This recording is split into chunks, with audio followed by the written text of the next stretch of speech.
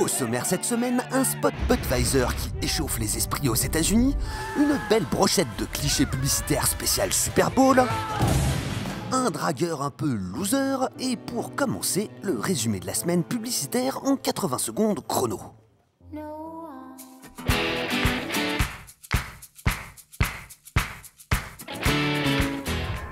Cette semaine, on a vu une pub américaine se moquer des chicots britanniques. Le plus dur à avaler, c'est que l'agence qui a imaginé ce spot est londonienne. Don't let American dogs suffer from British teeth. Give them Greenie's treats. La chaîne Comédie Centrale lance le 7 février The Detroiters, une série sur une agence de pub basée à Détroit avec des publicitaires du genre bras cassés. Et il y a moyen que ce soit bien marrant. No. It's not sexy. Au Brésil, une petite fille a été tout étonnée de découvrir que le rose, c'est pas que pour les filles, et le bleu, c'est pas que pour les garçons. Étonnée aussi peut-être que le téléphone ne lui explose pas à la gueule. Tostitos a inventé le premier paquet de chips Alcotest qui permet de commander un Uber. Par contre, il ne vous dira pas si vous puez de la gueule après avoir bouffé des chips à l'ail rôti. Sinon, on a retrouvé Chuck Norris dans une pub United Healthcare. Hey Chuck! Sinon, on a retrouvé le sosie gros de Manu Payet dans une pub écossaise. Et enfin, il y a cette femme enceinte depuis 5 ans dans une pub qui critique l'absence de congé mat aux États-Unis. À moins qu'elle ne soit vraiment très constipée.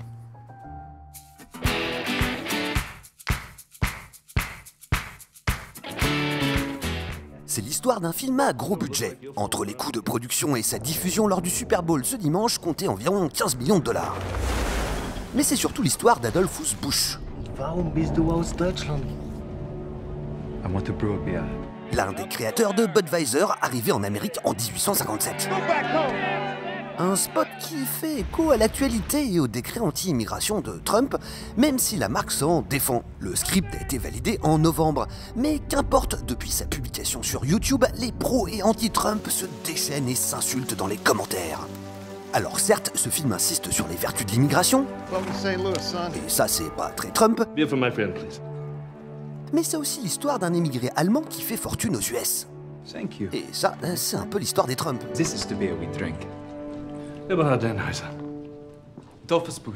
Bref, il y aurait peut-être de quoi se réconcilier autour d'une bonne binouse, non?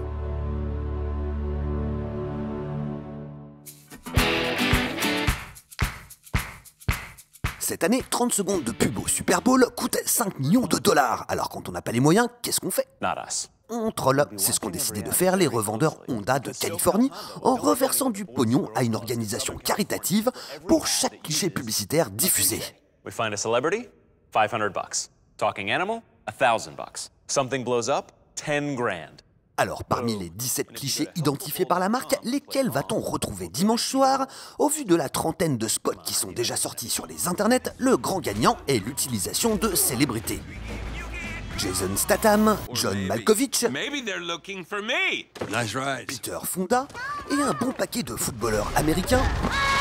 On a déjà compté un minimum de 16 célébrités. On a ensuite quelques explosions, des chansons célèbres,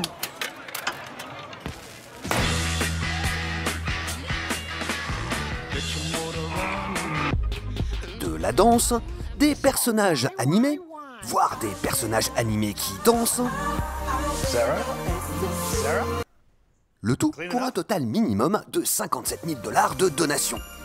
Reste qu'on n'a pas encore trouvé le cliché bonus à 20 000 $, à savoir le petit chiot mignon. Mais on pourra se consoler avec des chats, un rhino énervé, un panda qui éternue et une baleine qui saute. Au Danemark, on peut déclarer sa flamme avec Interflora depuis 1925. Pas étonnant donc que ce spot se déroule à cette époque, avec l'histoire d'un gars qui galère un peu pour la déclarer sa flamme. Et comme on dit sur les sites internet tout pourris, regardez bien jusqu'au bout, la fin va vous étonner. Ou pas d'ailleurs.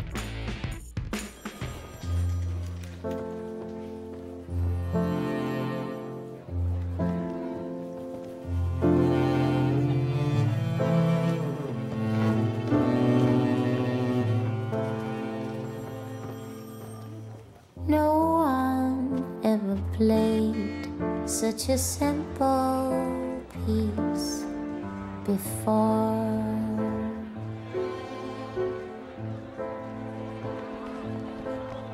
Not the way we did, not this slow and not this quiet.